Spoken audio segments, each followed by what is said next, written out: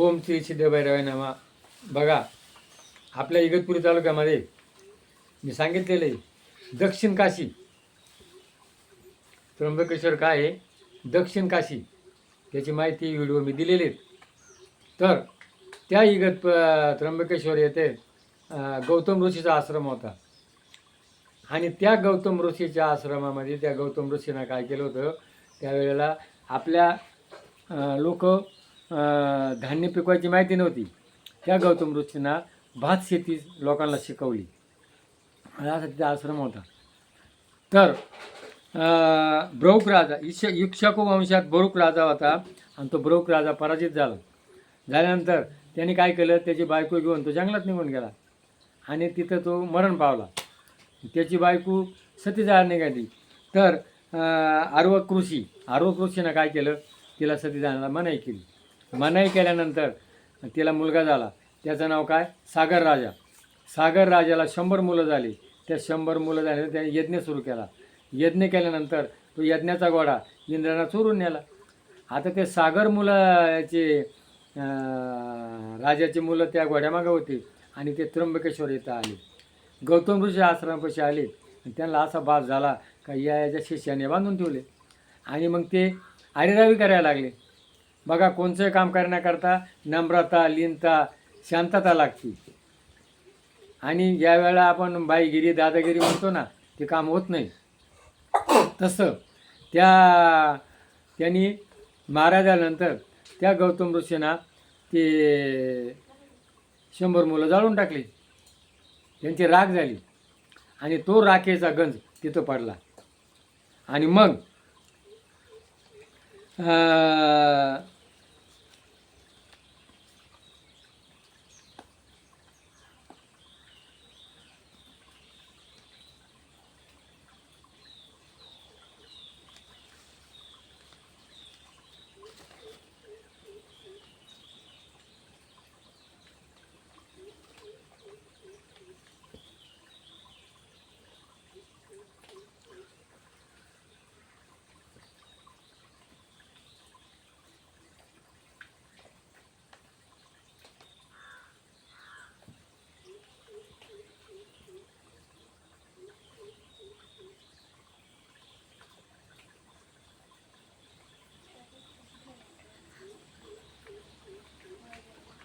आणि मग त्याचा जो नातू होता ना, हनुमान, तो हनुमान ती शोध करण्याकरता आला. आणि त्याच्या म्हणजे काय होती, नम्रता होती, लीनता होती. त्यांनी प्रेमानं गोड बोलला. आणि मग योग असा का नेमका तिथं घोडा होता. इंद्रानं तो घोडा परत आणून ठेवला. इंद्राला असं झालं का जर गौतम ऋषीने याचे 100 मुलं मारून टाकलीत आणि मग आम्हालाही मारून टाकली, त्यांनी तो घोडा तिथं आणून ठेवला.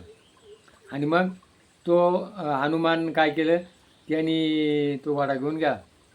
घोडा घेऊन गेल्यानंतर त्यांनी काय केलं, तो यज्ञ पुरा केला.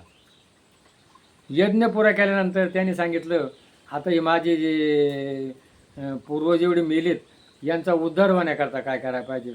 तर म्हण यांना इथं पिंडदान करावं लागेल, त्रिपिंडी विधी करावं लागेल. याच्याकरता काय पाहिजे, गंगेचं पाणी पाहिजे. गंगा कुठे? स्वर्गात. आणि मग त्याला तप करावं लागेल. तप केल्यानंतर शंकराच्या जटातून ती गंगा बाहेर येईल. आणि मग त्यांनी काय केलं, तप करायला सुरुवात केली. तप करायला सुरुवात केली. आणि तो मग कोण? दिलीप राजानं तप केलं, त्याचं आयुष्य संपवून गेलं. तप म्हणजे काय? सततची गोष्ट असते ना, ती 12 वर्ष करणं. आणि 12 वर्ष पूर्ण केल्यानंतर ती गोष्ट जायला येते. आणि मग तो दिलीप राजा मेल्यानंतर त्याचा मुलगा कोण? बापाचा पुत्र आणि संतान खात्यात हागात्यात. जे बापाचं कर्तव्य पुढं पूर्ण करतात ते कोण? संतान. आणि मग त्या भागीरथ राजाना तिथं तप केलं. आणि तप केल्यानंतर 3ऱ्या पिढीमध्ये ते पूर्ण झालं. आणि मग स्वर्गातून गंगा तिथं आली. आणि मग ते त्र्यंबकेश्वरला गंगाद्वारे तिथं ते पाणी पडलं, ते पाणी आलं. त्यांनी यज्ञ ते केलं, त्रिपिंडी विधी केली आणि ते मुलं जिवंत केली.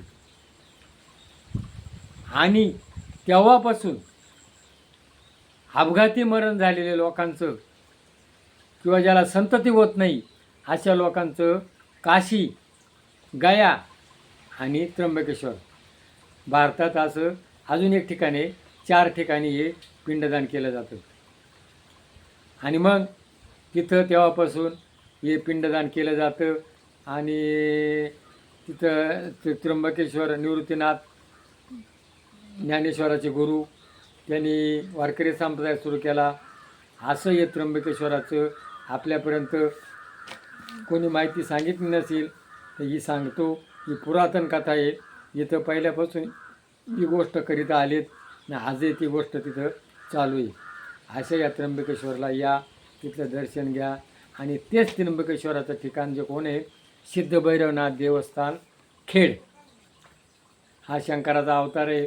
तिथं आपले देव घेऊन या, ते भेटवा. तुमच्या घरात सुख शांती समृद्धी नांदल. जय भैरवनाथ महाराज दिवस.